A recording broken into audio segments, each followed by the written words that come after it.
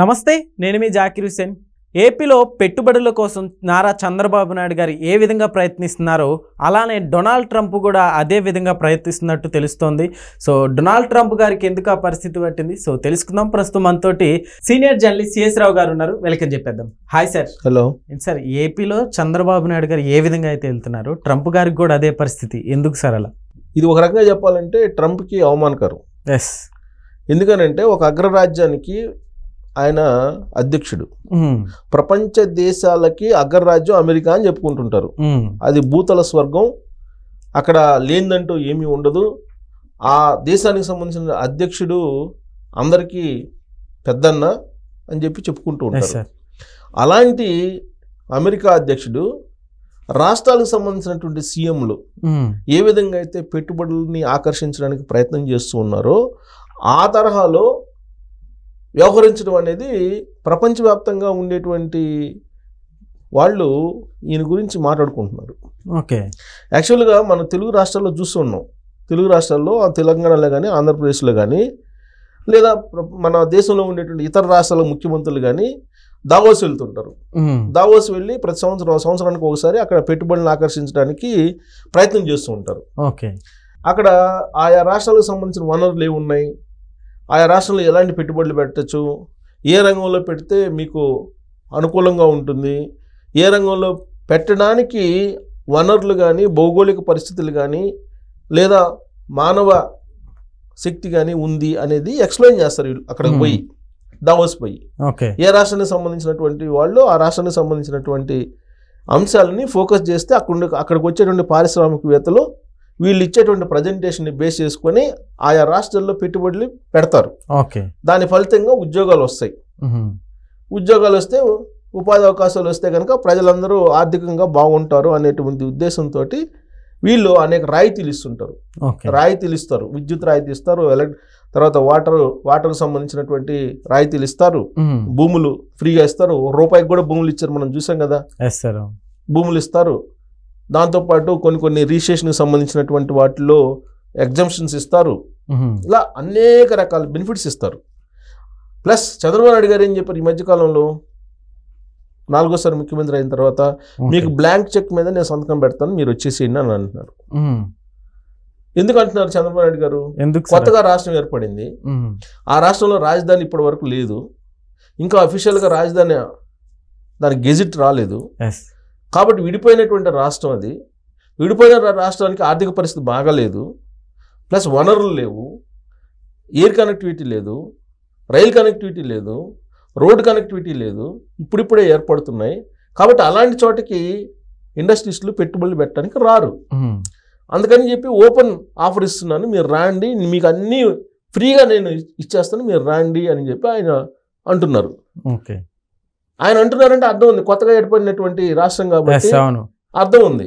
ఇప్పుడు అక్కడ ట్రంప్ గారు అంటే అక్కడ ఆల్రెడీ అంతా డెవలప్ అయింది కదా సార్, అయినప్పటికీ కూడా ఇంకా ఎందుకని అట్లా ప్రయత్నిస్తున్నారు? ఇప్పుడు అంతే చంద్రబాబు నాయుడు గారు ఏ విధంగా అయితే స్పీడ్ ఆఫ్ డూయింగ్ బిజినెస్ అని చెప్పి నేను ఓపెన్ గా బ్లాంక్ చెక్ రాసిస్తానని చెప్పి అంటున్నారు. అదే తరహాలో ఇప్పుడు ట్రంప్ ఏమంటున్నాడు, అక్కడ మా దేశానికి రండి, మా దేశంలో పెట్టుబడులు పెట్టండి, మా దేశంలో ఉత్పత్తులు తయారు చేయండి, మా దేశంలో తయారు చేసి ఇతర దేశాలకి ఎగుమతులు చేయండి అని చెప్తున్నాడు ఆయన.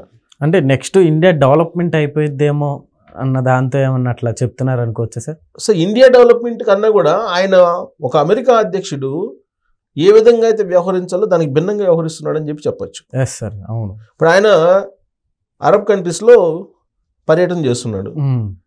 మొన్న మధ్య ఆయన అరబ్ కంట్రీస్లో చేస్తూ సౌదీలో ఆయన ఒక అనౌన్స్మెంట్ చేశారు. ఏం చేశారు, యాపిల్ కంపెనీ భారతదేశంలో పెట్టుబడులు పెట్టడానికి ఒక నిర్ణయం తీసుకుంది.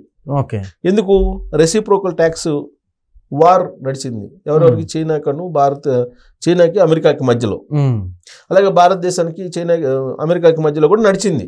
కాబట్టి నెగోషియేషన్స్ జరిగాయి. నెగోషియేషన్స్ తర్వాత ఈ రెసిప్రోకల్ ట్యాక్స్ సంబంధించినటువంటి ఒక క్లారిటీ అయితే వచ్చేసింది.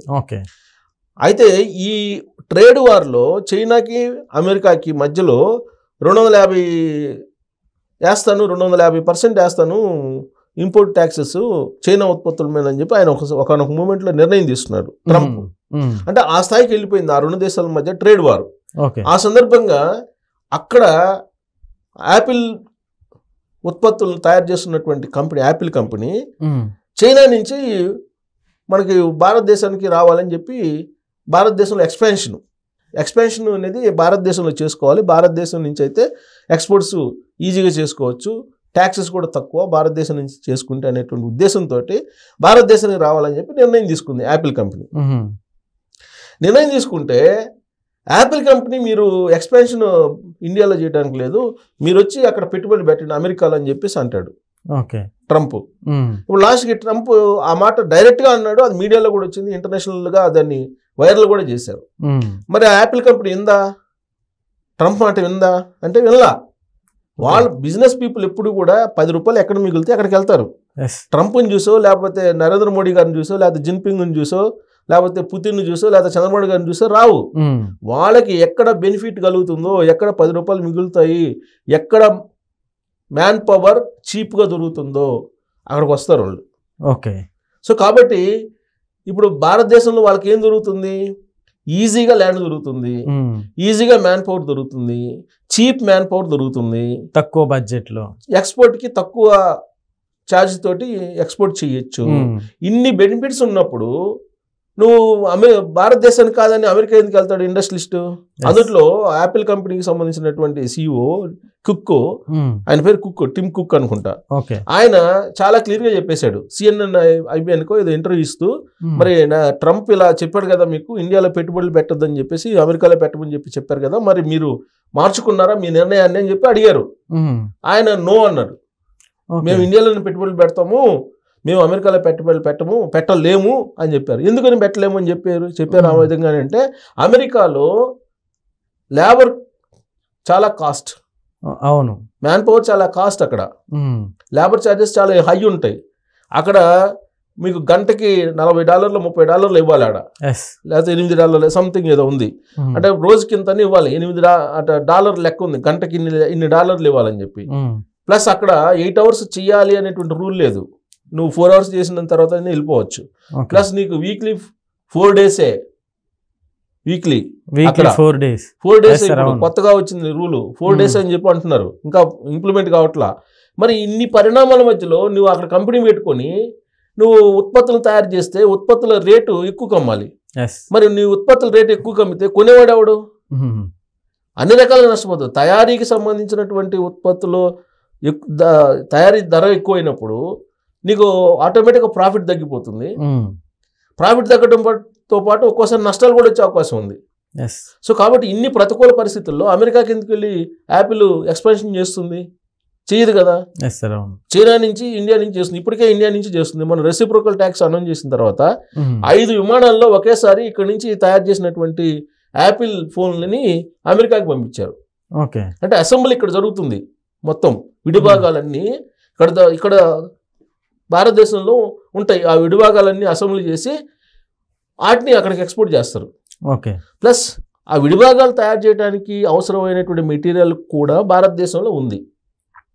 మరి అలాంటప్పుడు ఇండస్ట్రియలిస్టు పారిశ్రామికవేత్త అమెరికా ఎందుకు వెళ్తాడు? ట్రంప్ చెప్పొచ్చు, ట్రంప్ ఏ శాశ్వతం కాదు కదా అమెరికాకి అధ్యక్షుడిగా, ఇంకో 2-3 సంవత్సరాలు ఉంటే దిగిపోతాడు ఆయన.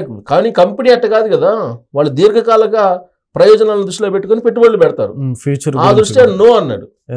సో కాబట్టి అబాస్ పాలయ్యాడు, ప్రపంచవ్యాప్తంగా ట్రంప్ అవాస్ పాలయ్యాడు, అవమాన పాలయ్యాడు. ఎందుకు అవమాన పాలయ్యాడు? అసలు అలాంటి ప్రతిపాదన పెట్టకూడదు అమెరికా అధ్యక్షుడు. ఒక అగ్రరాజ్యానికి అధ్యక్షుడిగా ఉన్నటువంటి అతను అసలు ఆ ప్రతిపాదన పెట్టకూడదు. రాష్ట్రాలకు సంబంధించిన CEOలు CMలు అలాంటి ప్రతిపాదనలు పెట్టారంటే అర్థం ఉంది. ఇప్పుడు తెలంగాణ ముఖ్యమంత్రి రేవంత్ రెడ్డి గారు వెళ్ళారు, ఆడికెళ్ళి దాదాపు 2.5 లక్షల కోట్ల రూపాయలు విలువైన ఒప్పందాలు కుదుర్చుకొని వచ్చాడు దావోస్ లో. కారణం ఏంటంటే డెవలప్ కోసం, రాష్ట్రాలకు సంబంధించిన ముఖ్యమంత్రి కాబట్టి. గుజరాత్ ముఖ్యమంత్రి వెళ్ళారు, అలానే చేసుకున్నారు. మహారాష్ట్ర ముఖ్యమంత్రి వెళ్ళారు, ఒప్పందాలు కుదుర్చుకున్నారు. ఆయా రాష్ట్రాలకు సంబంధించిన ముఖ్యమంత్రులు అయితే చేసుకోవచ్చు. ఒక ప్రపంచానికి, ఒక అగ్ర దేశానికి అధ్యక్షుడిగా ఉన్నటువంటి అతను ఒక రాష్ట్రానికి ముఖ్యమంత్రిగా ఏ విధంగా అయితే ముఖ్యమంత్రులు వ్యవహరిస్తున్నారో ఆ స్థాయిలో ఆయన వ్యవహరిస్తున్నాడు అని అంటే ఆయన దిగజారిపోయినట్టే కదా, ఆయన విలువ పోయినట్టే కదా. ఆయన విలువ కాదు, ఇప్పుడు అమెరికా విలువ పోయింది. అమెరికా అధ్యక్షుడు అని అంటే ఆయన తీసుకునే నిర్ణయాలన్నీ కూడా ఆ దేశానికి సంబంధించినటువంటి పరపతి ప్రతిష్ఠ మీద ఆధారపడి ఉంటాయి. మరి ఇప్పుడు ఆ దేశం పరుగు పోయినట్టే కదా. Yes sir. అంటే ఇప్పుడు ఆయన ఏ బాటలో వెళ్తున్నాడు? చంద్రబాబు నాయుడు గారి బాటలో వెళ్తున్నారు, లేదా రేవంత్ రెడ్డి గారి బాటలో వెళ్తున్నాడు ఆయన, లేదా భారతదేశంలో ఉన్నటువంటి ఆయా రాష్ట్రాల ముఖ్యమంత్రులు ఏ విధంగా నడుస్తున్నారు, పెట్టుబడుల కోసం ప్రయత్నం చేస్తున్నారు, ఆ తరహాలో ఆయన వ్యవహరిస్తున్నాడు. మరి ఆయన అమెరికా అధ్యక్షుడు అనుకోవాలా, లేదంటే తెలుగు రాష్ట్రాల ముఖ్యమంత్రుల్లో ఒకళ్ళు అనుకోవాలా? ఒక తెలుగు రాష్ట్రాల ముఖ్యమంత్రులు లేదంటే భారతదేశంలో ఉండే రాష్ట్రాల ముఖ్యమంత్రులు ఏ విధంగా అయితే వ్యవహరిస్తున్నారో వాళ్ళలాగే వ్యవహరిస్తున్నారు అని చెప్పి అనుకోవాలిగా. అంటే ఆయన స్థాయిని దిగజార్చుకొని ఈ విధంగా చేసి అబాస్పాలు అవుతున్నాడు. సో చంద్రబాబు నాయుడు గారి రూట్లో ఆయన నడుస్తున్నట్టు కనబడుతుంది. Okay sir.